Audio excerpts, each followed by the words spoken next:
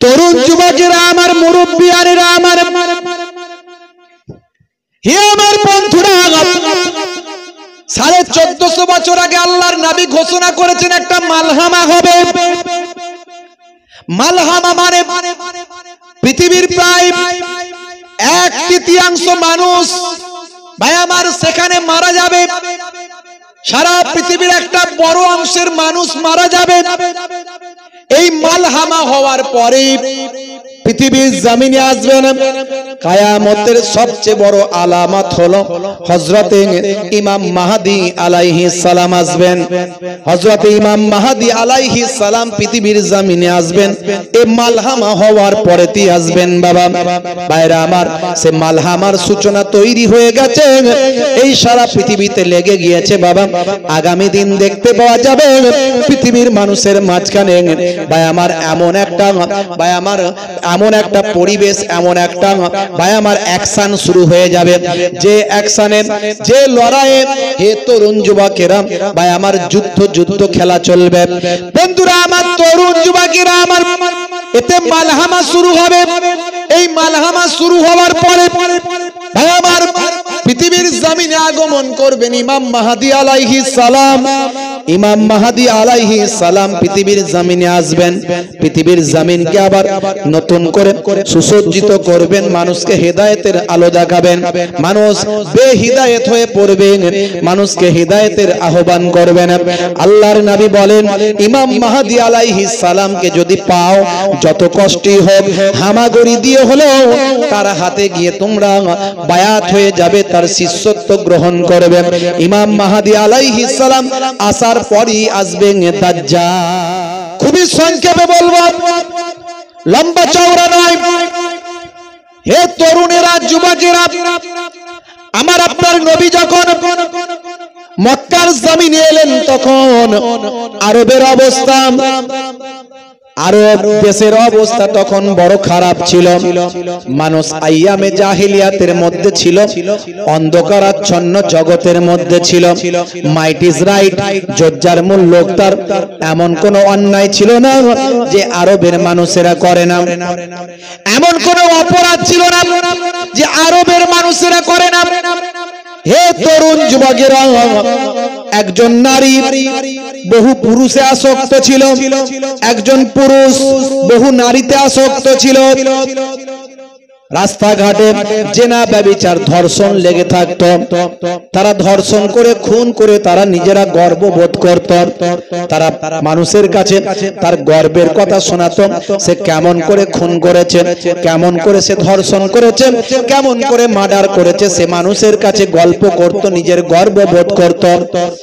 শুধু তাই নয়, সামান্য অজুহাতে মানুষ হত্যা করত। একজন মানুষের খুনের বদলে তারা 100 জনকে হত্যা করত। এইভাবে তারা একটা খুনের বদলা নিত।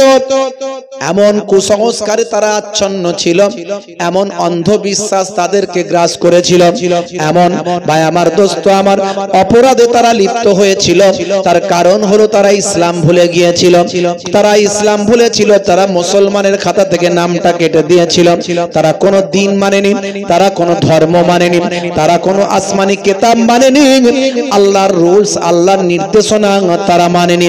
হে তরুণ যুবকেরা, হে আমার বন্ধুরা, হে আমার মুরব্বিয়ানেরা, এই দুর্দিনে দুঃসময়েতে আমার আপনার নবীকে আল্লাহ পাঠিয়েছিলেন।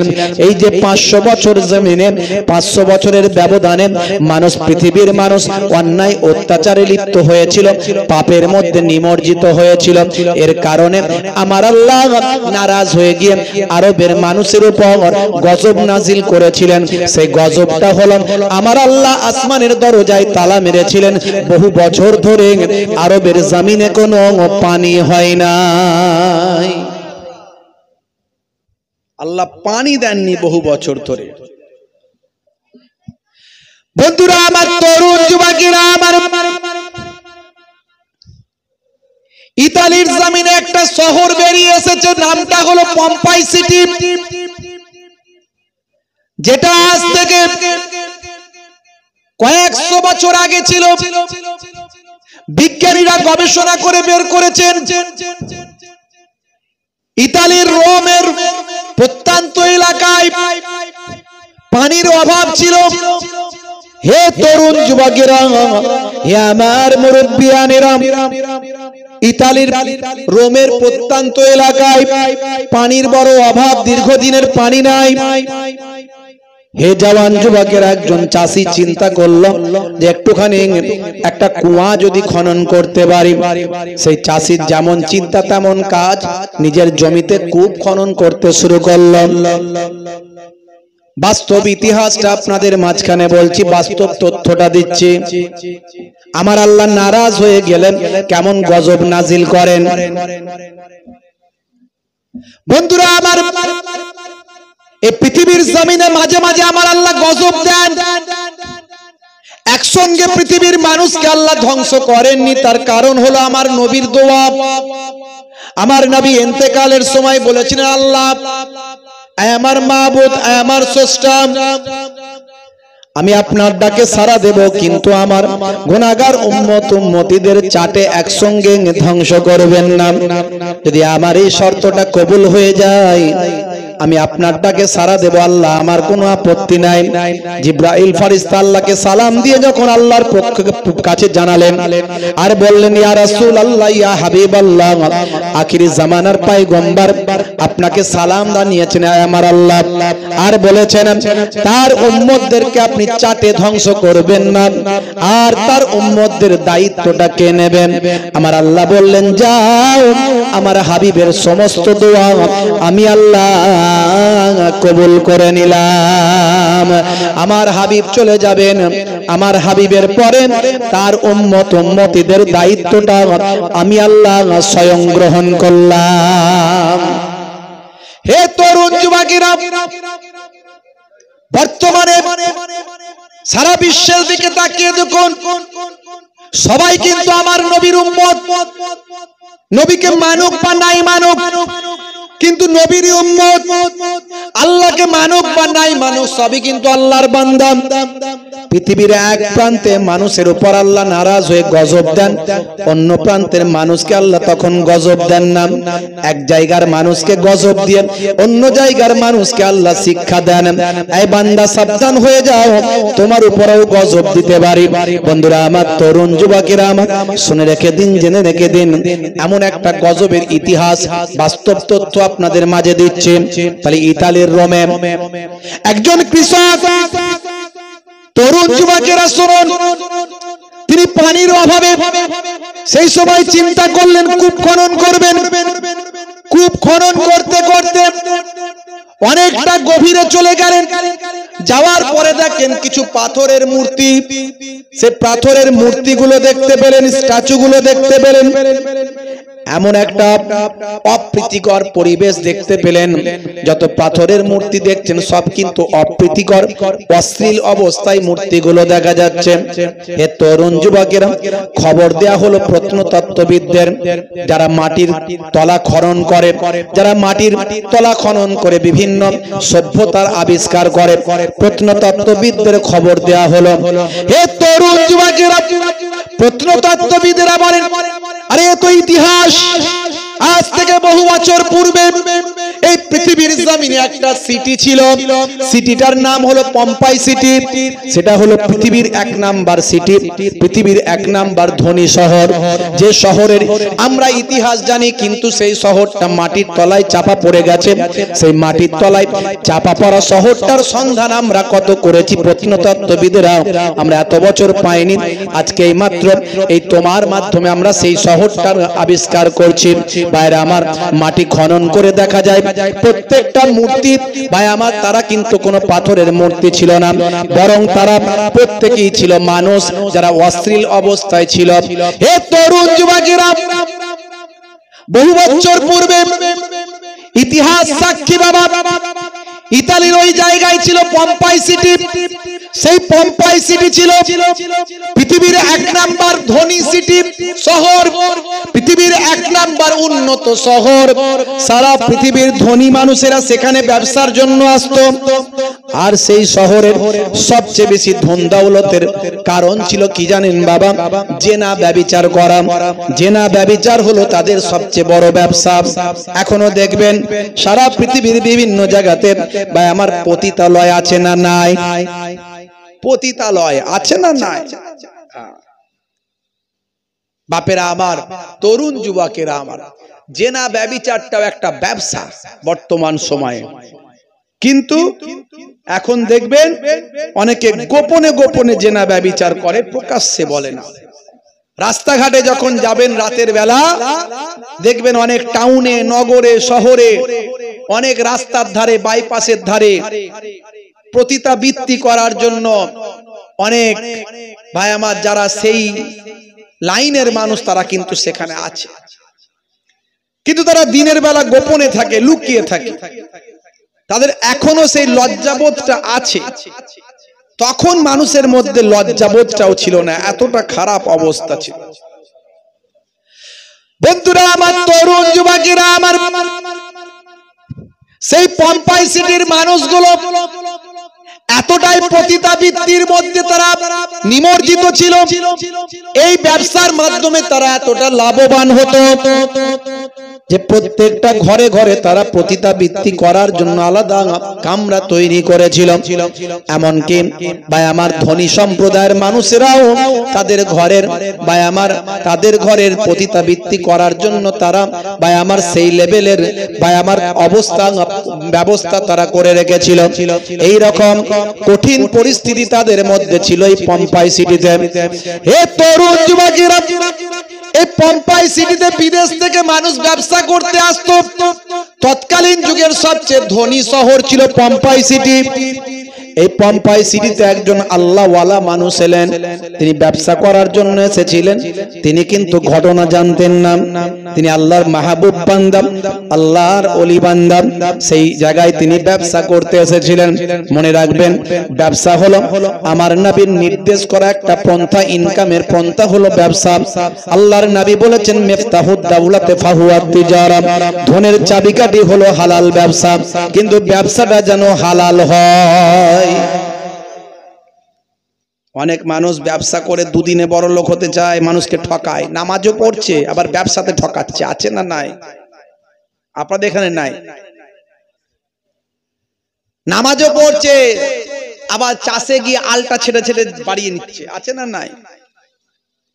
নামাজও পড়ছে, দাঁড়িয়ে রেখেছে, আবার মুখ থেকে খিস্তি করছে, গালাগালি করছে। আছে না নাই? নামাজও পড়ছে, দাঁড়িয়ে রেখেছে, আবার ইয়ং ছেলেরা মাচায় বসে তাস খেলছে, জুয়া খেলছে, সেখানে গিয়ে বলছে, পল্টু কি চাল মারছিস? তোর কাছে বিবি নাই? বলে হ্যাঁ আছে। বলে গোলাম দিয়ে মান না। আছে না নাই? বুঝতে হবে বাপ কষ্টটা। বন্ধুরা আমার, তরুণ যুবকেরা, সাচ্চা মুসলমান সেজে ঘুরে বেড়ায়, ছেলের বিয়েতে মোটা পণ নাই। আছে না নাই? সাচ্চা মুসলমান সেজে ঘুরে বেড়ায়, কিন্তু আল্লাহর উপর তাওয়াক্কুল না করে, ওয়াল কদরি খাইরিহি ওয়া শাররিহি মিনাল্লাহি তাআলা, ভাগ্যে ভালো মন্দ যা কিছু হয় সবই আল্লাহর পক্ষ থেকে হয়।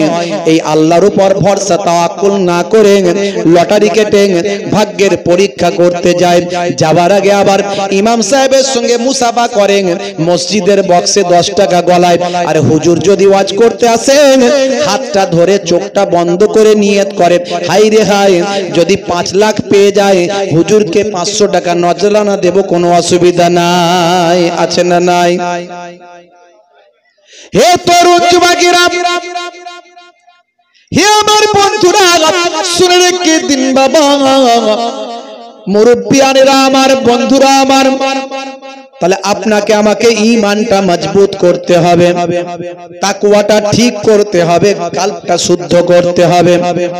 যতটুকু আপনি ইবাদত করেছেন যেন বেরিয়ে না যায়, যতটুকু আপনার আমল আছে যেন নষ্ট না হয়ে যায়, আপনার নামাজটা যেন বরবাদ না হয়ে যায়, আপনার দাড়ি টুপি জুব্বা যেন খারাপ না হয়ে যায়। এর জন্য আল্লাহর নবী বলেছেন, আত-তাকওয়া হা হোনা, তাকওয়া থাকে এই জায়গায়, যার এই জায়গাটা পরিশুদ্ধ, কালবটা যার ভালো, তার সারা শরীরটা ভালো। যার কাল ভালো তার সারা শরীর ভালো। বুঝতে পারছেন? ছোটদের স্নেহ, বড়দের সম্মান, আলেমদের ইজ্জত, পিতামাতার মর্যাদা, প্রতিবেশীর সঙ্গে ভালো ব্যবহার, হাসি মুখে কথা বলাটাও ইবাদত। জোরে বলুন সুবহানাল্লাহ। আপনি হেসে হেসে কথা বলবেন, এটা আপনার জন্য ইবাদতের সওয়াব। জোরে বলুন সুবহানাল্লাহ। অত সহজ নয় ইসলাম বোঝা। ইসলামটাকে বুঝতে হবে, জানতে হবে। আমি নামাজ পড়লাম, দাড়ি রেখে দিলাম, টুপি মাথায় দিয়ে ফেললাম, সুবি সাহেব সেজে গেলাম, ভাবছি বড় জান্নাতি মানুষ হয়ে গেছি। না, অত সহজ নয়। বন্ধুরা আমার, তরুণ যুবকেরা আমার,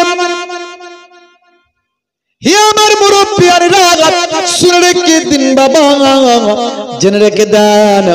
প্রত্নতত্ত্ববিদরা এই পম্পাই সিটিটাকে তারা আবিষ্কার করল। পুরো মাটিটা খনন করে মাটির তলায় পম্পাই সিটিটাকে বের করল। এই পম্পাই সিটির ইতিহাসটা শুনুন হে তরুণ যুবকেরা। ইতিহাস সাক্ষী দিচ্ছে বাবা, ওই আল্লাহর মাহবুব বান্দা সেখানে ব্যবসা করতে এসেছিলেন।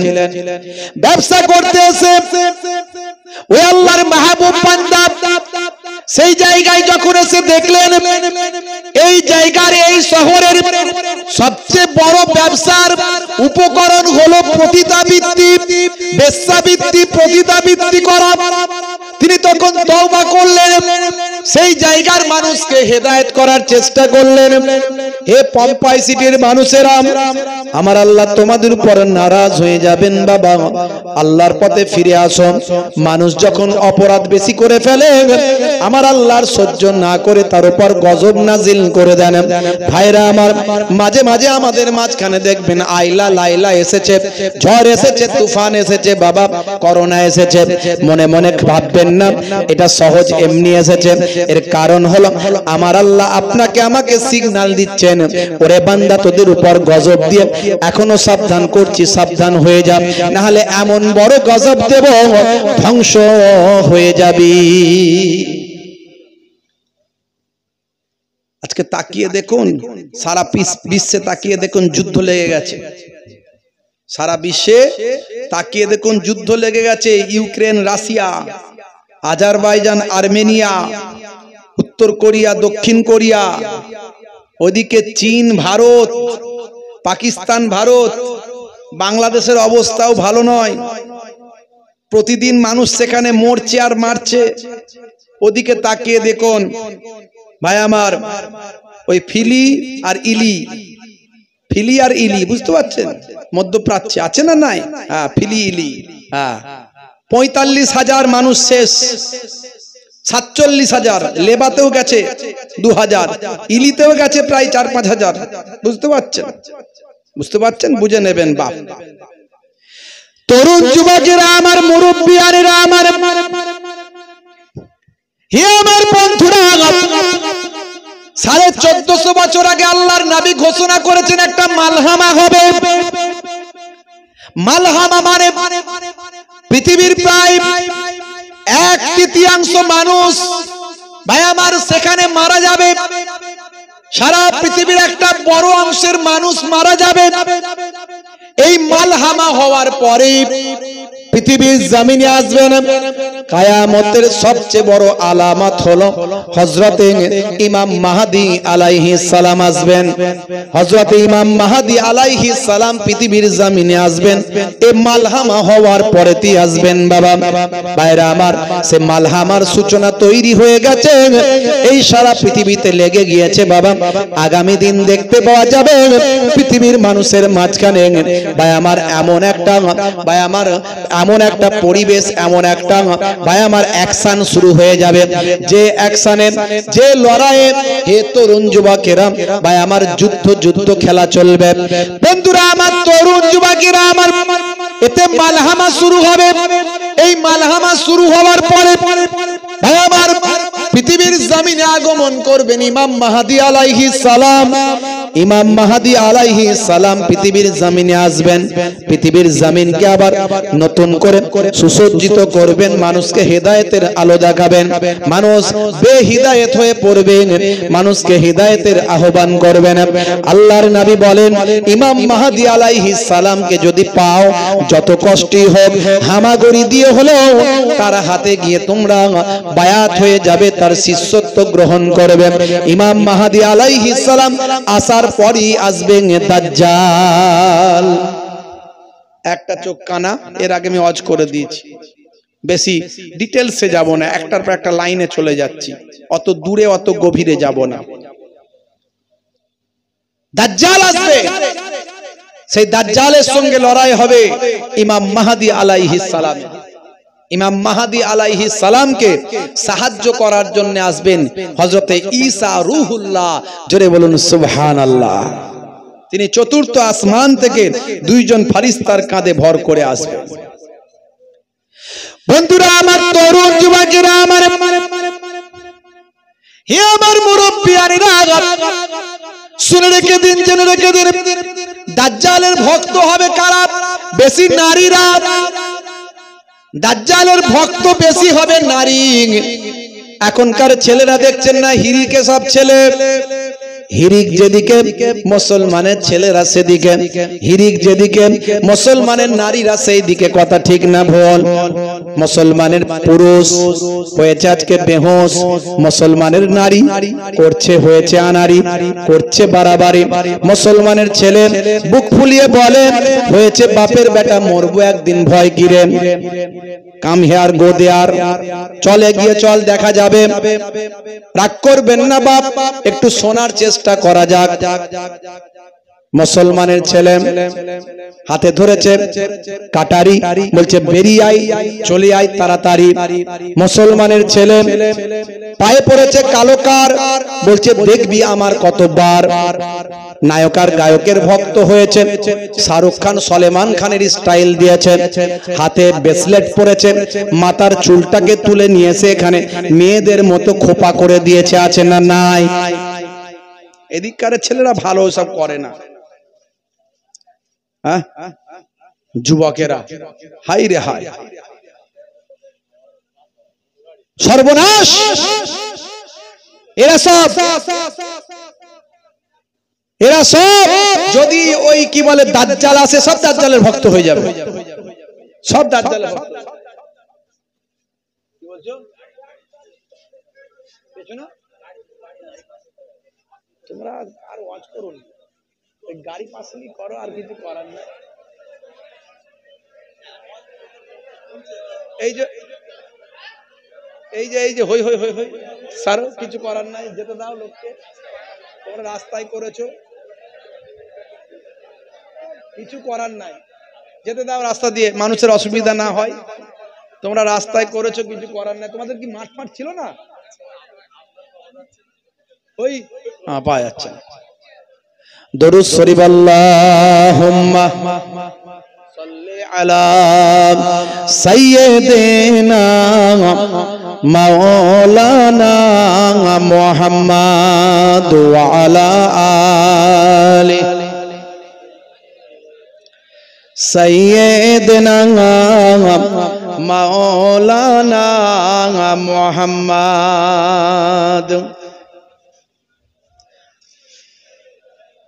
আমি আমাদের প্রভু এক।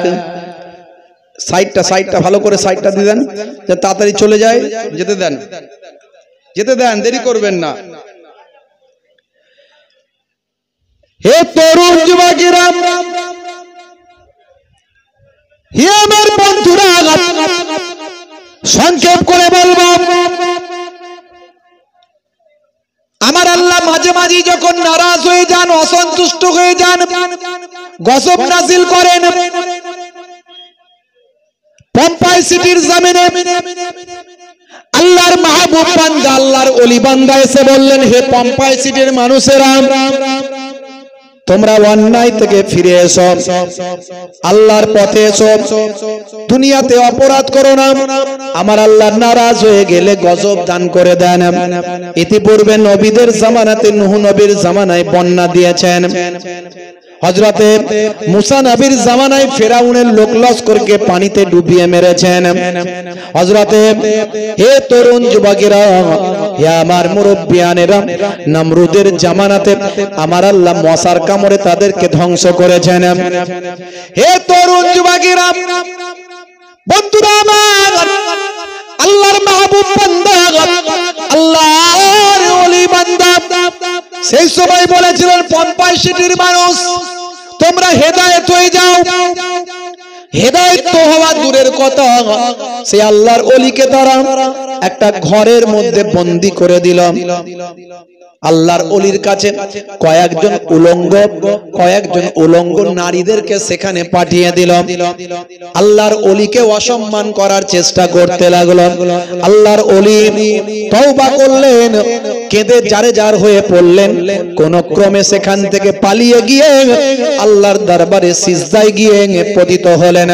সিজদায় গিয়ে পড়ে পড়ে আল্লাহর কাছে দোয়া চাইতে লাগলেন, আমার মাবুদ আল্লাহ, এই পম্পাই সিটির মানুষ যেভাবে দুর্গন্ধ মানুষের কাছে ছড়িয়ে দিচ্ছে, যেভাবে মানুষের কাছে দুর্গন্ধ ছড়িয়ে দিচ্ছেন, মানে পাপকে ছড়িয়ে দিচ্ছেন, অপরাধকে ছড়িয়ে দিচ্ছেন, জেনা ব্যভিচারের যেমন করে মানুষের কাছে ছড়িয়ে দিচ্ছেন, এই পম্পাই সিটির মানুষকে তুমি সেই দুর্গন্ধকে মাটি দিয়ে চাপা দিয়ে দাও।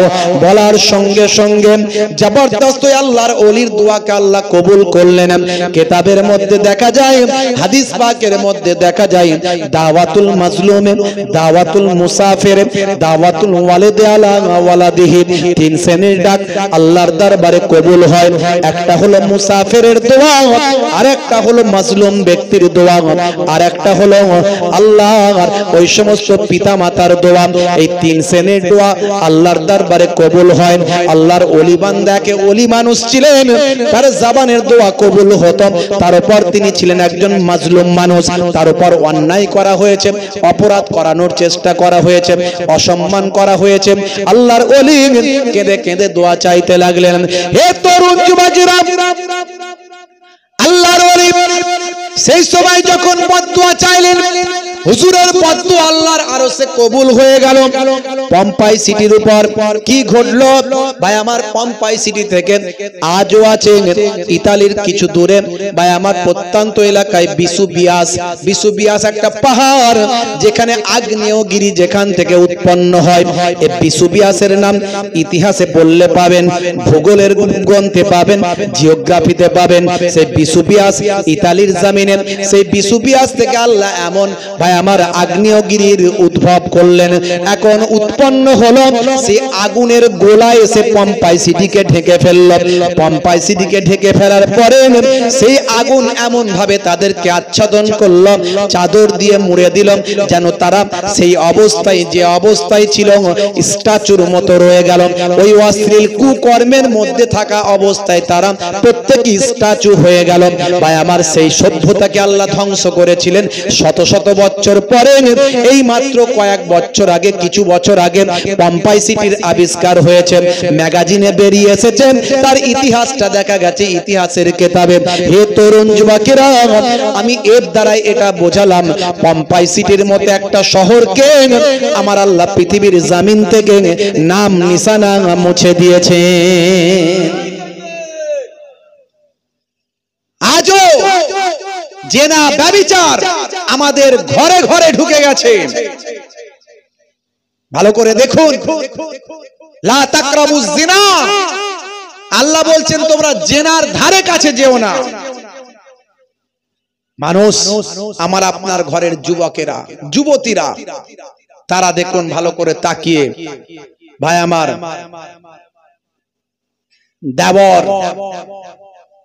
দেবর বৌমা, বুঝতে পাচ্ছেন, তারপরে বোনাই শালি, আজকে তাদের এমন সম্পর্ক, প্রতিবেশী। আজকে নারীরা, পুরুষেরা এই মোবাইল নিয়ে সারাক্ষণ যাকে পারছে ফোন করে তাদের সঙ্গে যোগাযোগ করে একটা সমাজের বুকে অশ্লীলতা অন্যায়ের পরিবেশ তৈরি করেছে। মুসলমান, আমার নবী এসেছিলেন আমাকে আপনাকে পাল্টে দিতে। আজকে পাল্টে যেতে হবে, আজকের ওয়াজ থেকে পরিবর্তন হতে হবে। আর আমি আগেই বলেছি, ওয়াজ ইমানদারদের পাল্টাতে পারবে, বেঈমানদের পাল্টাতে পারবে না। আল্লাহর নবীর ওয়াজ আবু বকর, ওমর, ওসমান হুজুররা পাল্টেছিলেন, আবু জাহেল, আবু লাহাবরা পাল্টায়নি। কিয়ামতের একটা দিন হবে 50,000 বছরের দিন। সেই 50,000 বছরের দিনের কাছে আপনি পৃথিবীতে বাঁচছেন মাত্র কয়েক মিনিট, কয়েক সেকেন্ড, কয়েক মিনিট, কয়েক সেকেন্ড। 50 বছর, 60 বছরের আপনার জীবন, 70 বছরের আপনার জীবন, মাত্র সেই 50,000 বছরের একটা দিনের কাছে কয়েক মিনিট আপনি বেঁচে আছেন। তো এই কয়েক মিনিটে আপনি কি বলেন? আপনি আল্লাহর নাফরমানি করবেন না আল্লাহর হুকুম মেনে চলবেন? আমাকে বলেন। দেখতে দেখতে তো দিন চলে যাচ্ছে। এই তো বলছেন এই শুক্রবারে জুম্মার নামাজ পড়লাম, আবার শুক্রবার চলে এলো। হাদিসের মধ্যে তো এসেছে 1450 বছর আগে আল্লাহর নবী বলে দিয়েছেন, বছর যাবে মাসের মতো, মাস যাবে সপ্তাহের মতো, সপ্তাহ যাবে দিনের মতো। যাচ্ছে না যায়নি বলুন? এই মনে হলো জুম্মার নামাজ পড়লাম, এক সপ্তাহ হলো, কোনটা দিয়ে যেতে না যেতে সপ্তাহ চলে গেল। সময় তো পাল্টে যাচ্ছে। কিয়ামতের একটা দিন হবে 50,000 বছরের দিন। সেই কিয়ামতের দিনে আমার আল্লাহ কোরআন মাজিদে জানিয়েছেন, বাল তুসিরুনাল হায়াতাদ দুনিয়া ওয়াল আখিরাতু খায়রু ওয়া আবকা। এই দুনিয়া হলো তোমাদের জন্য ক্ষণস্থায়ী, পরকাল হলো তোমাদের জন্য চিরস্থায়ী। জোরে বলুন সুবহানাল্লাহ। সেই জীবনে আর মৃত্যু নাই, সেখানে কেউ মরবে না। অনেক মানুষ পৃথিবীতে এসেছেন যারা ঈমান যাদের মধ্যে নাই, যারা মুসলমান নয়, তারপরেও তারা কিন্তু ভালো কাজ করছে। তারা বুঝতে পেরেছে পৃথিবীতে একবারই এসেছি, ভালো মানুষ হয়ে বাঁচতে হবে। মৃত্যুর পরেও তাদের মানুষ সুনাম করছে, সুখ্যাতি করছে।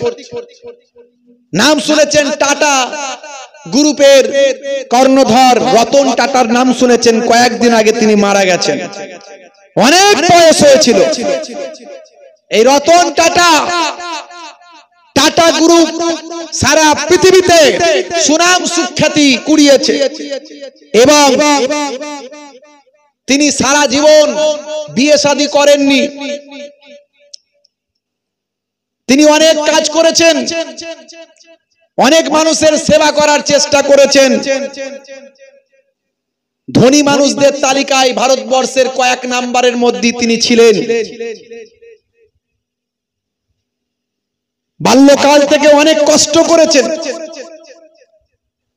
জামশেদজি টাটার তিনি পালিত দত্তক নেওয়া সন্তান ছিলেন। সেখান থেকে তিনি বড় হয়ে শিক্ষা দীক্ষায় উন্নতি করে তিনি সেই টাটা গ্রুপের চাকরি একজন কর্মচারী হিসাবে নিয়োগ হয়েছিলেন। সেই পরিবারের একজন দত্তক নেওয়া সন্তান হয়েও তিনি একজন সাধারণ কর্মচারী হিসাবে নিয়োগ হয়েছিলেন। দেখুন শিক্ষাটা কোথায়, তার ট্যালেন্ট, তার যোগ্যতা, দক্ষতায় তিনি আবার কর্ণধার পর্যন্ত হয়েছেন। সেই গ্রুপের এত বড় জায়গায় তিনি পৌঁছেছেন। কিভাবে ব্যবসাকে এগিয়ে নিয়ে যেতে হয় নবী বলেছেন, ব্যবসা হলো সৎ ব্যবসা করো। মিফতাহুদ দাওলাতে ফাহুয়াত তিজারা, ধনের চাবিকাঠি হলো হালাল ব্যবসা। আমার নবীর কথা মিলে যাচ্ছে যারা গ্রহণ করেছে। আপনিও ব্যবসাদার, কিন্তু সৎভাবে ব্যবসা করুন, দেখবেন আল্লাহ আপনাকে অনেক উন্নতি করবে। আজকে জামশেদজি টাটার সেই পরিবারের সন্তান ভাই আমার রতন টাটা মারা গেলেন। তিনি আজকে সারা ভারতবর্ষের বিখ্যাত ব্যক্তিত্ব হয়েছিলেন। তার জন্য কয়েকটা রাজ্যে ভাই আমার ছুটি ঘোষণা করা হয়েছে। তার মারা যাওয়াতে ছুটি ঘোষণা করা হয়েছে। তিনি এত সেবার কাজ করেছেন, এত মানুষের কাজ করেছেন। এই যে আপনি বোম্বাই টাটা হসপিটালে যাই ক্যান্সার হলে, এই টাটা হসপিটাল তৈরি করেছেন এই রতন টাটা, যতটুকু আমার জানা মতে। ভাইরা আমার, এরকম অসংখ্য সেবামূলক কাজ করেছে। আজিম প্রেমজি একজন মুসলিম শিল্পপতি, তিনি তার অর্থের ম্যাক্সিমামটাই দেশের জনগণের জন্য তিনি ব্যয় করে দেন। আজিম প্রেমজি একজন বড় শিল্পপতি। ভাইরা আমার, এই যে মুকেশ আম্বানির বিয়ে, মুকেশ আম্বানির ছেলে অনন্ত আম্বানির বিয়ে হলো ৬,০০০ কোটি টাকা, ৬,০০০ কোটি টাকা ব্যয় করে তার বাপ তার সন্তানের বিয়ে দিয়েছিল। আপনারা জানেন, এই নিয়ে অনেক আলোচনা সমালোচনা হয়েছে। হতে পারে তাদের আছে তাই করেছে, কিন্তু যদিও অপচয় জিনিসটা ইসলাম পছন্দ করে না, কিন্তু তাদের কাছে তো অপচয়ের ব্যাপার নয় এটা, তারা তাদের মতো স্ট্যাটাস বজায় রেখেছে। কিন্তু বক্তব্য আমার এক জায়গায় আমি জানতে পারলাম, আমি তার তথ্য পড়তে গিয়ে দেখতে পেলাম যে কি আদর্শ শিক্ষা তারা দিয়েছিল। তার বাড়িতে অনেক কর্মচারী, ২৭ তলা বিল্ডিং বোম্বাইয়ের বুকে, হেলিপ্যাড, হেলিকপ্টার নামার ব্যবস্থা, ঝুলন্ত বাগান আছে, বুঝতে পারছেন কি নাই সে বাড়িতে। সেই বাড়িতে কত কর্মচারী, কত কাজের লোক, একজন বয়স্ক মানুষ সেই বাড়িতে কাজ করেন। অনন্ত আম্বানি সে বয়স্ক মানুষটার সঙ্গে একটু বাক বিতণ্ডায়, একটু মুখের উপরে তর্ক করে ফেলেছেন। জানতে পেরে গেছেন মুকেশ আম্বানি। মুকেশ আম্বানি জানতে পেরে তার সন্তানকে ডেকেছে, উনি আমাদের বাড়িতে শুধু কাজের মানুষ নন, উনি হলেন তোমার আঙ্কেল। দীর্ঘদিন ধরে তোমার বাড়িতে, এখানে আমাদের বাড়িতে সেবা করছেন, তোমার পিতৃতুল্য মানুষ, তুমি আমার সন্তান হতে পারো, কিন্তু এই আদর্শ আমি তোমাকে শেখাইনি যে তুমি একজন বয়স্ক মানুষের সঙ্গে খারাপ আচরণ করবে। যিনি তোমাদের সেবা করছেন তার সঙ্গে তুমি খারাপ আচরণ করেছো, যাও আমার সামনে তুমি গিয়ে তার কাছে সরি বলে এসো, ক্ষমা চেয়ে এসো। আমি অবাক হয়ে গেলাম এই তথ্যটা পড়ে। আজকে আমার নবীর আদর্শ যে নিয়েছে সে আজকে মহান হয়ে গেছে। সেই নবী আমাদের পাল্টাতে এসেছে। নবী দয়ার আদর্শ মানুষের কাছে দেখিয়েছে। মসজিদে এসে একজন অমুসলিম ইসলামকে ঘৃণা করে ইচ্ছা করে মসজিদে এসে পেচ্ছাপ শুরু করে দিয়েছে। সাহাবায়ে কেরামরা জানতে পেরে তলোয়ার নিয়ে রেডি, মেরে ফেলবো বেটাকে, এখনই গর্দানে তলোয়ার মারবো, দুখানা করে দেবো। আল্লাহর নবী বলছেন, এই সাহাবীরা দাঁড়াও, কেউ তাকে ব্যাঘাত দিও না। মারা তো দূরের কথা, আল্লাহর নবী বলছেন তার পেচ্ছাপটা যেন আটকে না যায়, কারণ পেচ্ছাপ করতে করতে পেচ্ছাপ আটকে গেলে এটা তার স্বাস্থ্যের জন্য ক্ষতি হবে। আমার নবীর আখলাকটা, আদর্শটা একবার চিন্তা করে দেখুন। নবী বললেন তার পেচ্ছাপটা ক্লিয়ার হওয়ার পরে তাকে আমার কাছে ডাকো। নবীর কাছে ডাকা হলো। দয়ার নবী বললেন, বাবা ছেলে, তুমি হয় ইচ্ছায় না হলে অনিচ্ছায়, হয় জেনে বা না জেনে, যে কোনো কারণে তুমি পেচ্ছাপ করেছো মসজিদে। এটা আমাদের ইবাদতখানা, এখানে আমরা আল্লাহর নামের উপাসনা করি। এখানে পেচ্ছাপ করতে নাই বাবা, এখানে পেচ্ছাপ করতে নাই। তুমি কি জানো না এটা আমাদের উপাসনা গৃহ? পেচ্ছাপ করতে নাই বাবা এখানে, এখানে আমরা আল্লাহর উপাসনা করি, পবিত্র জায়গা। যাও বাবা, আমি তোমাকে ক্ষমা করে দিলাম। এ কথা শুনে সেই অমুসলিম ভাই আমার, ইহুদি নাসারা অমুসলিম ভাই আমার, সেই ব্যক্তিটা বলল, হুজুর আমি তো ইচ্ছাকৃতভাবে করেছি, আমি দেখতে চাইছিলাম, আমি ইনজিল তাওরাতে পণ্ডিত, ইনজিল তাওরাত আমি পড়েছি, আমি জেনেছি যিনি আখিরি জামানার প্রফেট হবেন, পয়গম্বর হবেন, যিনি শ্রেষ্ঠ নবী হবেন, পয়গম্বর আসবেন, তিনি তার মধ্যে থাকবে দয়া, মায়া, মহাব্বত। সেই আদর্শ দেখিয়ে তিনি বিশ্ব জয় করবেন। আমি দেখতে চেয়েছিলাম আপনি আমাকে ক্ষমা করেন কিনা। আপনি আমাকে ক্ষমা করে দিলেন, আমি বুঝতে পেরেছি আপনি নবী হবেন না তো কে নবী। আমি আমার ভুলটা বুঝে নিয়েছি, আমার পরীক্ষায় আমি উত্তীর্ণ হয়েছি। পড়িয়ে দিন মহাবাণী মহাকালেমা, বিশ্ব নবীর শিষ্য হয়ে বাড়ি চলে গেলেন। নবী আদর্শ যে গ্রহণ করেছে সে আজকে মহান হয়ে গেছে। হে তরুণ যুবকেরা, হে আমার বন্ধুরা, শুনে রেখে দিন বাবা, জেনে রেখে দেন হে মুসলমান, সেই আদর্শ আজকে আমাদের কোথায়? আজকে সে আদর্শ আমরা কেন হারিয়ে ফেলছি? মুসলমান সে রাসূলের আদর্শ তারিকা ভুলে যাবেন না। আমার আপনার নবীর এত মহান, আমার আপনার নবী এত বায়ামাত, তার বিস্তৃতি, তার কারণ হলো নবীর আদর্শ আখলাক।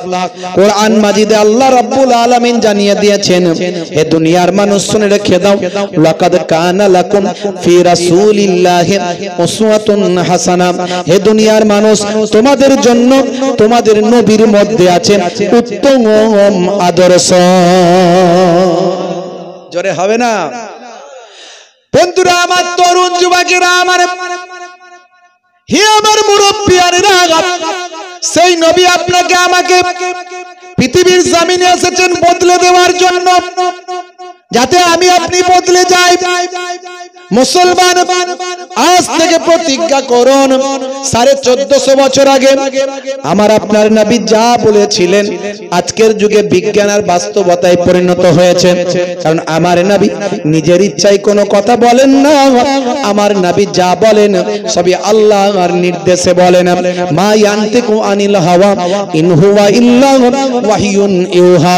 আমার নবী নিজের ইচ্ছায় কোনো কথা বলেন না যতক্ষণ না আমি আল্লাহ ওহী দিয়ে না জানিয়ে দিই। সেই নবী আপনাকে আমাকে বদলে দেওয়ার জন্য এসেছিলেন। দয়ার নবী গো, আমার ময়ার নবী গো, সব ছাড়িব কিন্তু তোমায় ছাড়তে পারি না। জোরে হবে না? জোরে হবে না? সুবহানাল্লাহ। সুবহানাল্লাহ বলতে কষ্ট হচ্ছে নাকি? একটু জোরে বলতে হবে সুবহানাল্লাহ। আরে জোরে হবে না? দয়ার নবী গো, আমার ময়ার নবী গো, সব ছাড়িব কিন্তু তোমায় ছাড়তে পারি না। ছাড়িনি, ছাড়ব না, ছাড়তে পারি না। ছাড়িনি, ছাড়ব না, ছাড়তে পারি না। সব ছাড়িব কিন্তু তোমায় ছাড়তে পারি না। আর জোরে হবে না? হে তরুণ যুবকেরা, সেই নবী আপনাকে আমাকে বদলাতে এসেছেন। আজ থেকে প্রতিজ্ঞা করুন বদলে যাবেন। কেসিয়াস কেলে বদলে গেছেন, হ্যানুম্যান বদলে গেছেন, গ্যারি মিলার বদলে গেছেন, জেনিফার বদলে গেছেন, মাইকেল জ্যাকসন বদলে গেছেন মিকাইল নাম নিয়ে। কেসিয়াস কেলে মোহাম্মদ আলী কেলে হয়ে বদলে গেছেন। মিস্টার ডিউ ডেভিস বদলে গেছেন, মিস্টার বেইল বদলে গেছেন, জুনায়েদ জামশেদ বদলে গেছেন, সানা আলী খান বদলে গেছেন, ভাই আমার আসিফ খান রকি বদলে গেছেন। পৃথিবীর বুকে বড় বড় অথার পণ্ডিতের আজকে বদলে গেছে। কথা ঠিক না ভুল? তারা বুঝে নিয়েছে ইসলামের মধ্যে শান্তি আছে, নবীর আদর্শের মধ্যে মুক্তি আছে। সেই আদর্শ, সেই আখলাক, সেই চরিত্র আপনাকে আমাকে গ্রহণ করতে হবে। হে তরুণ যুবকেরা, হে আমার বন্ধুরা, শুনে রেখে দিন বাবা, জেনে রেখে দেন। হে মুসলমান, একটু লক্ষ্য করুন নবী আমাদের কি আখলাক দেখিয়েছেন, কি চরিত্র দেখিয়েছেন। দয়ার নবী মানুষকে দয়া দেখিয়েছেন, মায়া দেখিয়েছেন। ইসলাম अंधे को रास्ता दिखाने का नाम है इस्लाम, प्यासे को पानी पिलाने का नाम है इस्लाम, भूखे को खाना खिलाने का नाम है इस्लाम, इबादत का नाम है इस्लाम और मोहब्बत का नाम है इस्लाम। সেই ইসলাম রাসূলের দেওয়া ইসলামকে আমাদের কমপ্লিট ইসলামকে মেনে চলতে হবে। ইন্নাদ দীনা ইনদাল্লাহিল ইসলাম, আমার আল্লাহ বলছেন আমার মনোনীত ধর্ম হলো ইসলাম। ইসলাম এসেছে বাবা আদম নবী থেকে, আর আমাদের নবীর হাত ধরে ইসলাম কমপ্লিট হয়েছে। আলিয়াউমা আকমালতু লাকুম দীনাকুম ওয়া আতমামতু আলাইকুম নি'মাতি ওয়া রাদিতু লাকুমুল ইসলাম দীনা। সেই ইসলাম আপনাকে পরিপূর্ণভাবে মানতে হবে। কিছুটা মানলাম কিছুটা ছাড়লাম করলে হবে না। আমার নবীর আদর্শ আখলাক সুন্নতকে মেনে চলতে হবে। আমাদের ঈমানকে মজবুত করতে হবে। সবচেয়ে বড় পাপ হলো শিরকের গুনাহ। আল্লাহ ছাড়া পৃথিবীর কোন জায়গায় সিজদা করা যাবে না। পৃথিবীর কোন জায়গায়, কোন গাছের গোড়ায়, কোন পাহাড়ের তলদেশে, কোন সমুদ্রের পানির ঢালেতে, কোন রকম কোন স্ট্যাচু, কোন মূর্তি, কোন পীর, এমনকি বাপ মা কারো কাছে সিজদা করা যাবে না। মাই ইউশরিক বিল্লাহি ফাকাদ হারামাল্লাহু আলাইহিল জান্নাত, শিরককারীর জন্য আল্লাহ বলেন জান্নাত চিরতরে হারাম হয়ে যায়। কোনদিন জান্নাত পাবে না যে শিরক করবে। আপনাকে আমাকে মুশরিক বানানোর চক্রান্ত অনেক মানুষ করে। বাপেরা আমার, সবচেয়ে বড় ইবাদত সেটা হলো নামাজ। আফজালুল ইবাদাতি ইবাদাতুস সালাত, সবচেয়ে বড় ইবাদত হলো নামাজ। সেই নামাজ ছেড়ে দেবেন না। মুসলমানের ছেলে নামাজের সময় হলে বাঁশবাগানের ঝাড়ে, পুকুরের পাড়ে, নদীর ধারে ফ্রি ফায়ার আর পাবজি গেমটা তারা খেলে, কথা ঠিক না ভুল? মুয়াজ্জিন যখন আযান দেয় হাইয়া আলাস সালাত, মুসলমানের ছেলে বলে ইমাম সাহেবের জ্বালা, মসজিদ তলা থেকে পালা আছে না নাই? ইমাম সাহেবের জ্বালা, মসজিদ তলা থেকে পালা। বলে কেন? বলে যদি দেখতে পায় তাহলে বলবে ঝন্টু নামাজ পড়বি আয়। তা যাতে বলতে না পারে তাড়াতাড়ি করে পালায়। আল্লাহ বলছেন যদি ইমাম সাহেবেরটাকে সারা দিতিস, যদি মুয়াজ্জিনের কথাটা মানতিস, কামিয়াবির সার্টিফিকেটটা পেতিস। আমরা চাই কামিয়াবি এই পৃথিবীতে, কথা ঠিক না ভুল? আমরা চাই সাকসেসফুল হতে, কথা ঠিক না ভুল? চাকরিতে সাকসেস হতে চাই, ব্যবসায় সাকসেস হতে চাই, কারোবারে সাকসেস হতে চাই, জীবনে সফলতা আমরা পেতে চাই। সফলতা কোথায় আসবে? দিন রাত করে আল্লাহ আমাদের জানিয়ে দিতে থাকেন, আমরা গ্রহণ করতে পারি না। দেখুন সফলতা কোথায় আসবে? আমার আল্লাহ মুয়াজ্জিনের মাধ্যমে দিন রাত করে বলছেন, হে মুয়াজ্জিন বলে দাও। মুয়াজ্জিন আপনাকে দিন রাত বলছে, 5 ওয়াক্ত নামাজে বলছে, দুবার করে বলছে সফলতা কোথায় পাবে? কোথায় পাবে সফলতা? মুয়াজ্জিন আপনাকে বলছে হাইয়া আলাস সালাহ,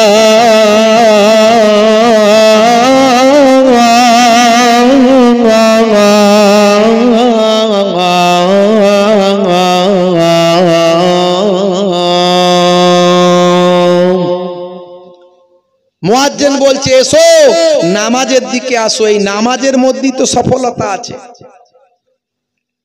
নামাজের মধ্যেই তো সফলতা আছে।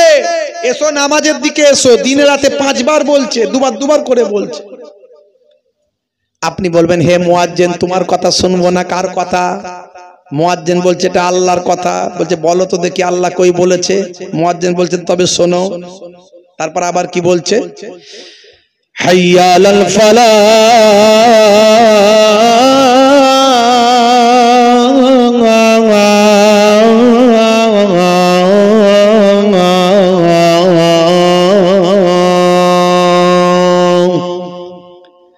মুয়াজ্জিন বলছে এই যে আল্লাহ বলছে। কি বলছে মুয়াজ্জিন সাহেব? মুয়াজ্জিন বলছে আল্লাহ বলছেন যদি নামাজে আসো আমি আল্লাহ তোমাকে কামিয়াবি দেব। হাইয়া আলাল ফালাহ, এসো কামিয়াবির দিকে এসো। নামাজে এলে নামাজে যদি তুমি এসে হাজিরা দাও কামিয়াবিটা দেবেন আমার আল্লাহ শুনে রেখে দাও। নামাজ পড়বে সফলতা নেবে, নামাজ পড়বে সাকসেসফুল হবে। জোরে বলুন সুবহানাল্লাহ। আমার নবী সবচেয়ে বেশি যে আমলের গুরুত্ব দিয়েছেন সেটা হলো সালাত। ইন্তেকালের সময় নবী আমার যে ইবাদতের কথা বারবার বলেছেন একটা ইবাদত সেটা হলো সালাত। ওয়াক্ত যে হলো ওযু করো মসজিদে চলো, ওয়াক্ত যে হলো ওযু করো মসজিদে চলো, খোদার হুকুম পালন করো নামাজটা পড়ো। ওয়াক্ত যে হলো ওযু করো মসজিদে চলো। বলুন না ইনশাআল্লাহ, বলুন ইনশাআল্লাহ। দিন রাতে 5 ওয়াক্ত নামাজ পড়লে পাবে ভাই জান্নাত। জোরে হবে না? আরে জোরে হবে না? ফজরের সময় হলে মসজিদে যাও তুমি চলে, থেকো না বিছানায় শুয়ে, খোদা দেন রহমত ঢেলে।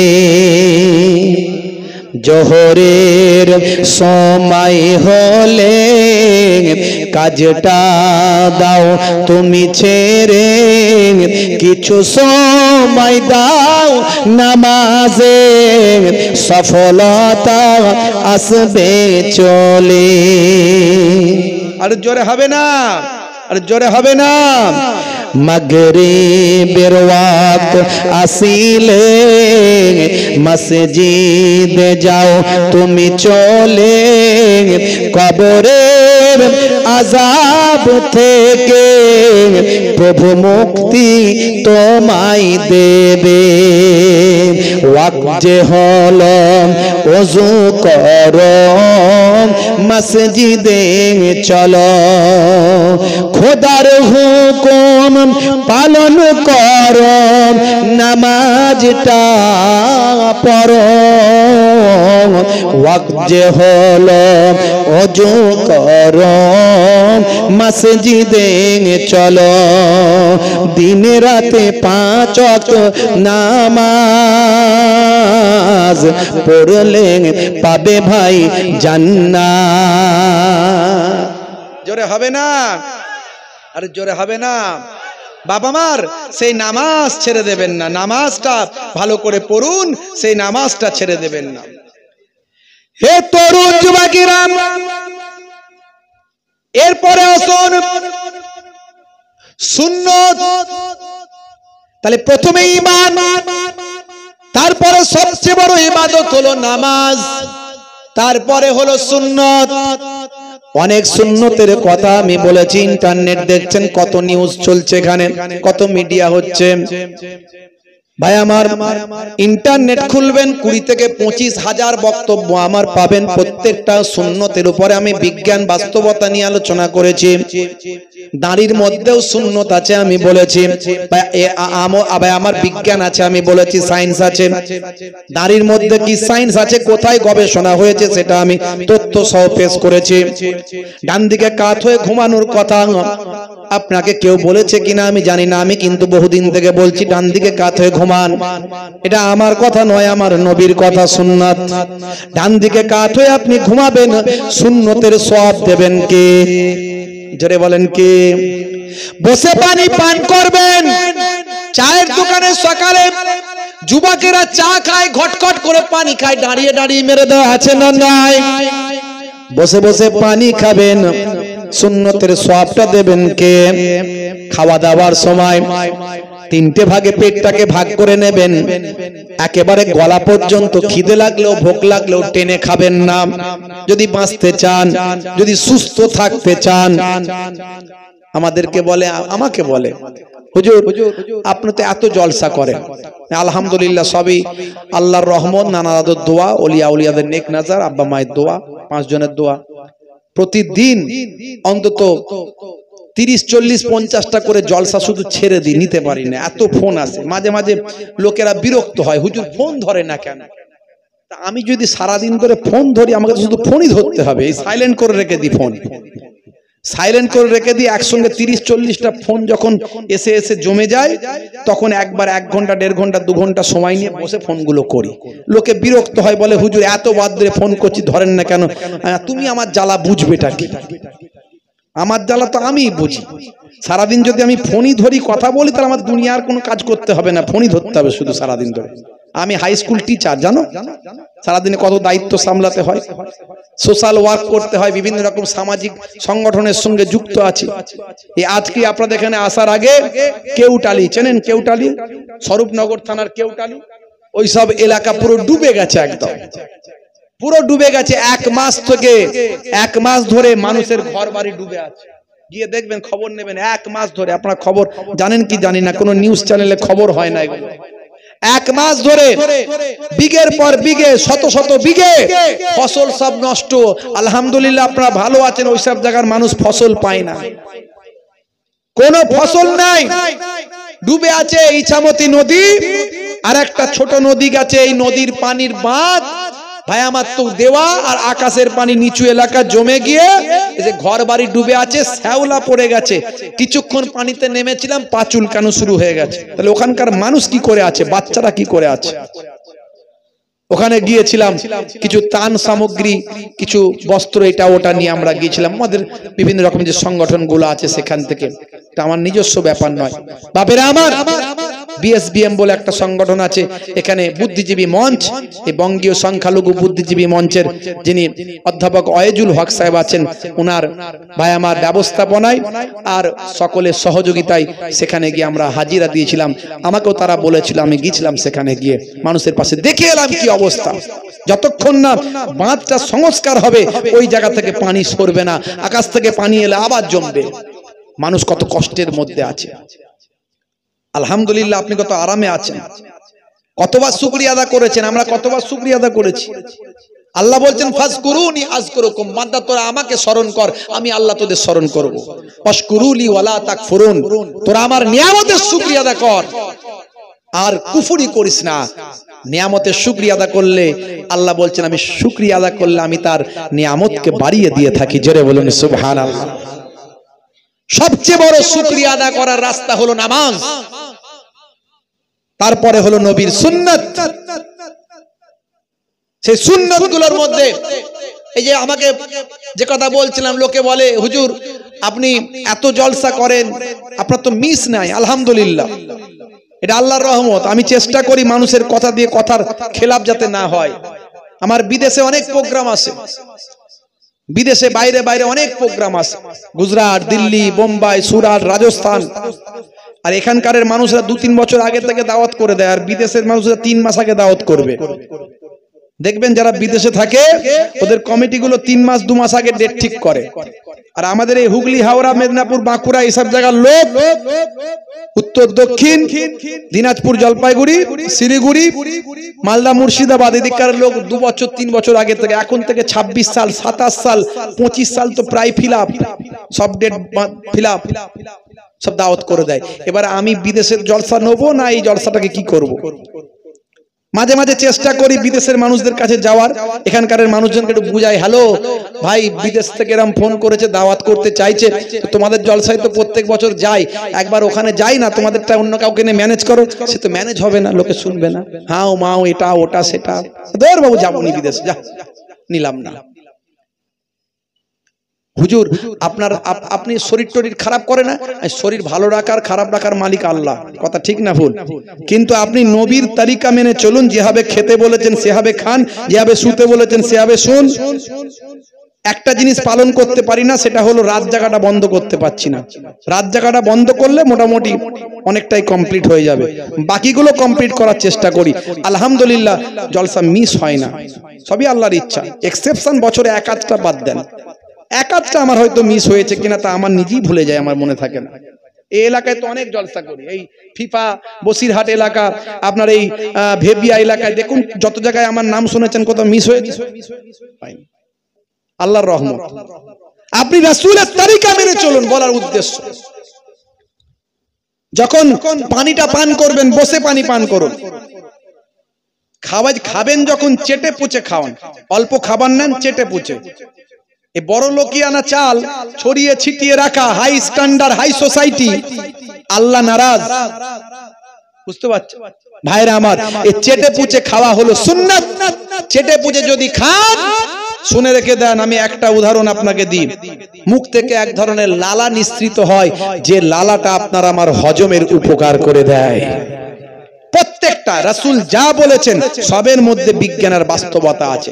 তাই আমার রাসূলের বিরুদ্ধে কিছু মানুষ কটূক্তি করে, এই যে শুনছেন না মাঝে মাঝে মহারাষ্ট্রে অমুক জায়গায় আমার নবীর বিরুদ্ধে কটূক্তি করেছে।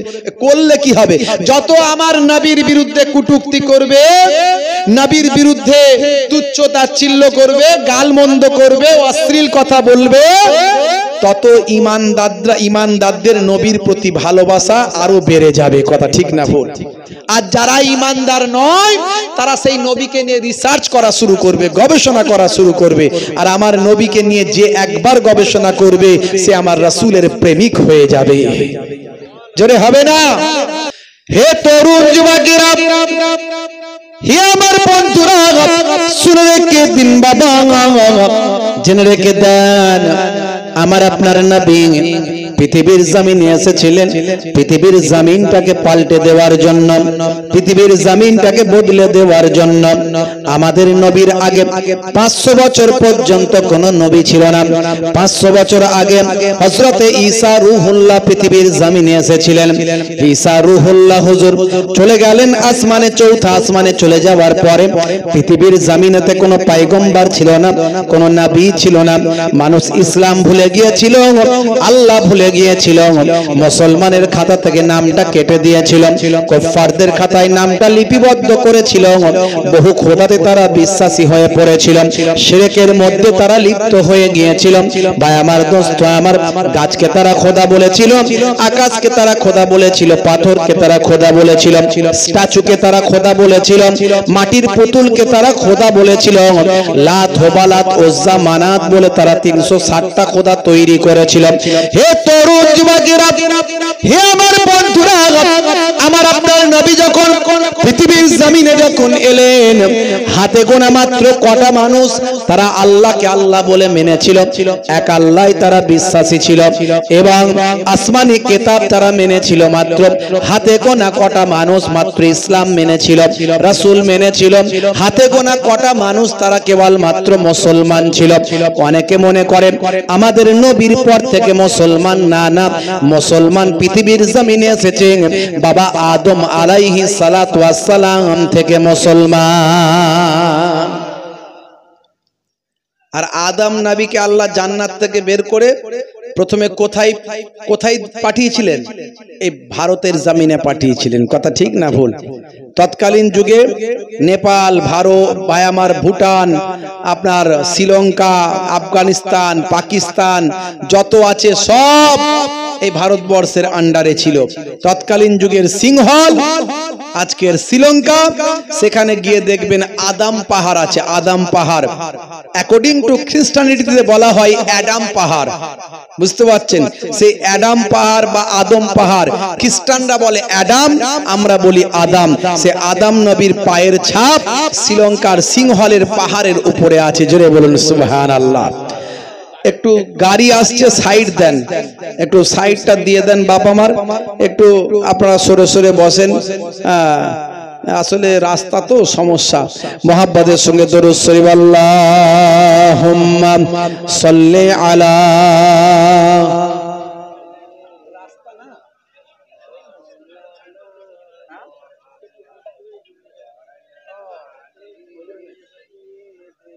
মেন রোডে সমস্যা এগুলো।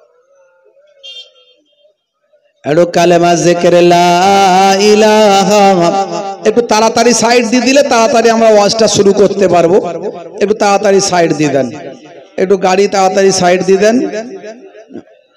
লা ইলাহা ইল্লাল্লাহ লা ইলাহা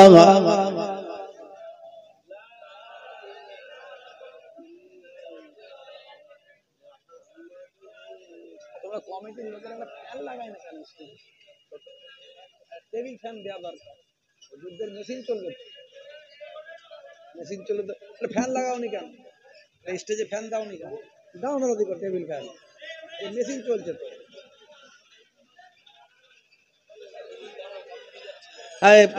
তোমার মেশিন চলছে না আমার মেশিন চলছে, তাহলে যার মেশিন চলবে তার তো গরম হবে, ছুটে ছুটে গরম হচ্ছে। কালেমা জিকির লা ইলাহা ইল্লাল্লাহ, আরো জোরে লা ইলাহা ইল্লাল্লাহ।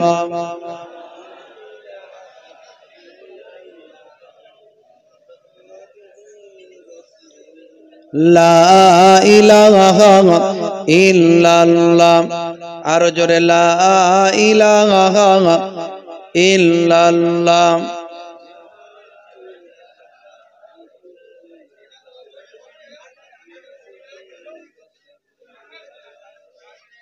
আল্লাহ আল্লাহ আল্লাহ আল্লাহ, জোরে জোরে পড়েন, জোরে জোরে পড়েন।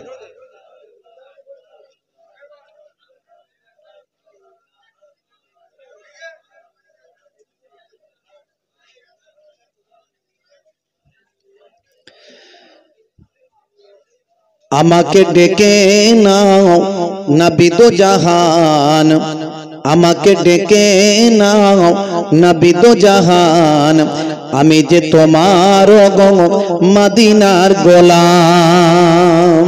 জোরে হবে না? আর জোরে হবে না?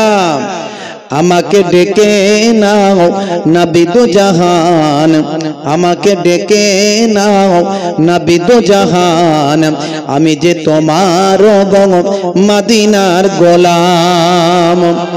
তোমারি নামটা মনেতে এঁকেছি, তোমারি ফুল দিয়ে মালা গেঁথেছি, তোমারি নামটা মনেতে এঁকেছি, তোমারি ফুল দিয়ে মালা গেঁথেছি, তোমারি ইশকে আমি যে ডুবেছি, তোমারি সাফাত আমি যে চেয়েছি। আর জোরে হবে না? আমাকে ডেকে নাও নবী দো জাহান, আমি যে তোমার গো মদিনার গোলাম। আল্লাহুম্মা সাল্লি আলা।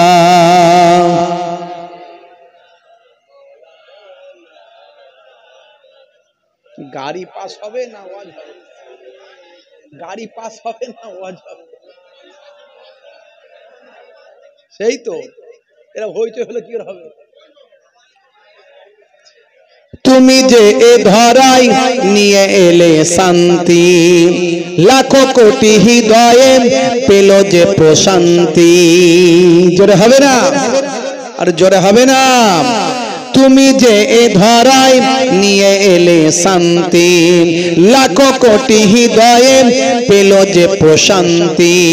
তোমারি নামেতে কলম ধরেছি, তোমারি নাত আমি কণ্ঠে গেয়েছি। আর জোরে হবে না? আমার দিকে তাকান, ভ্যানের দিকে কি তাকাবেন? আমাকে ডেকে নাও নবী দো জাহান, আমি যে তোমার গো মদিনার গোলাম। আল্লাহুম্মা সাল্লি আলা।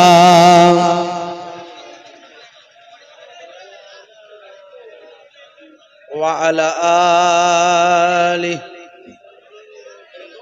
হ্যাঁ, হালকা করে দাও ওখানে।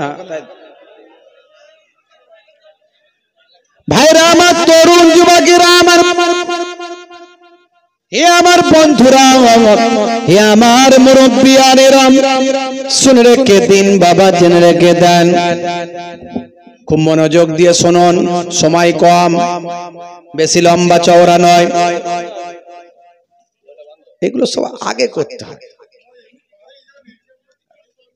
হ্যাঁ হ্যাঁ ভাই, তো বাপজির ওয়াজই শোনা হবে, কি আর ওয়াজ শুনবে, আবার চাঁদা তুলতে হবে। আবার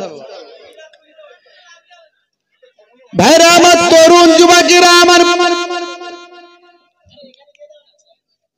আমাদের এই পৃথিবীতে আমরা এসেছি বেকার নয়, আমরা এসেছি আল্লাহর নির্দেশ মানার জন্য, রাসূলের সুন্নত মানার জন্য। আমার আল্লাহ কোরআন মাজিদের মধ্যে জানিয়ে দিলেন, মা খলাকতুল জিন্না ওয়াল ইনসা ইল্লা লিয়াবুদুন, আমি জিন জাতি এবং মনুষ্য জাতিকে কেবলমাত্র আমার ইবাদতের জন্য সৃষ্টি করেছি। ভাইরা আমার, তরুণ যুবকেরা আমার, আমার আপনার নবী সেই ইবাদতটা কেমন হবে, দুনিয়াদারিটা কেমন হবে শেখানোর জন্য এসেছিলেন। আমার আপনার নবী আপনাকে আমাকে পাল্টাতে এসেছেন। পাল্টেছে কারা? ইমানদার যারা। বদলেছে কারা? মুসলমান ইমানদার যারা। পাল্টেছে কারা? নবীকে ভালোবাসে যারা। পাল্টেছে কারা? আল্লাহকে মেনে নিয়েছিল যারা। কিন্তু আবু জাহিল, আবু লাহাব পাল্টায়নি। পাল্টেছে কি? পাল্টায়নি। ওয়াজ শোনা মানে আপনাকে আমাকে ভাবতে হবে, কেন আমি ওয়াজ শুনছি। যদি বলেন হুজুর একটা ঘটনা শুনিয়ে দিন, সহজ ওয়াজ। ঘটনা শোনানো সহজ ওয়াজ। যে কেউ ঘটনা শোনাতে পারে, একটা ঘটনা বলবে, এদিক ওদিক করে আধ ঘন্টা 1 ঘন্টা কেটে যাবে, ওয়াজ হয়ে গেল। আপনি কি নিলেন? খাজা গরিব নওয়াজ পানির উপর দিয়ে চলে গেলেন, কিন্তু আপনি কি পারলেন? আপনি কিভাবে পানির উপর দিয়ে যেতে পারবেন, এটা যদি আপনার জানা যেত, এটা যদি আপনি বুঝতে পারতেন, তাহলে আপনার ওয়াজ শোনা সার্থক হতো। খাজা গরিব নওয়াজ তিনি দোয়া করেছেন, কবুল হয়েছেন। বড় পীর সাহেব দোয়া করেছেন, কবুল হয়েছে, সেটা আপনি শুনলেন। বড় পীরের দোয়ায় বুড়িমার ডোবা নৌকা ফিরে আসলো। বড় পীরের দোয়ায় মুরগি আবার জিন্দা হয়ে উড়ে চলে গেল। কিন্তু সে কিভাবে, তিনি কেন, তার দোয়ায় কাজ হলো, সেটা যদি আপনি জানতেন, আপনার সামান্য হলো উপকার হতো। কথা ঠিক না ভুল? ওয়াজ শুনতে হবে, বদলানোর ওয়াজ, পাল্টানোর ওয়াজ। আগামী কাল থেকে যেন পাল্টায়। আমাকে যখন বলে অনেক যুবকেরা, হুজুর আপনার ওয়াজ শুনে আমি নামাজ ধরেছি, তখন আমার ওয়াজ করা সার্থক মনে হয়। আপনার ওয়াজ শুনে আমি দাঁড়িয়ে রেখেছি, তখন আমার ওয়াজ করাটা সার্থক মনে হয়। আপনার ওয়াজ শুনে আমি নেশা মুক্ত জীবন যাপন করছি, ওয়াজ শোনাটা সার্থক মনে হয়। হাজার হাজার ছেলে, তারা আমার ওই ফ্রি ফায়ার পাবজি নিয়ে আমি বক্তব্য রেখেছিলাম, ইন্টারন্যাশনাল ভাইরাল হয়েছিল। হাজার হাজার ছেলে পুলে তারা ফ্রি ফায়ার পাবজি খেলা বন্ধ করেছিল, তখন আমার ওয়াজ করা সার্থক হয়েছিল। বুঝতে হবে বাবা মা, আল্লাহর নবী বলেছেন, তালিমের মতো যদি তালিম হয়, ওয়াজের মতো যদি ওয়াজ হয়, 1 ঘন্টার আলোচনা সারা জীবন নফল ইবাদতের থেকে ভালো। জোরে বলুন সুবহানাল্লাহ। কিন্তু সেই পরিবেশ দরকার, সেই পরিবেশ দরকার। সেই পরিবেশ কিন্তু আজকে নাই। আমি আমার মতো বলে দিয়ে চলে যাচ্ছি, আপনারা একটু মনোযোগ দিয়ে শোনেন।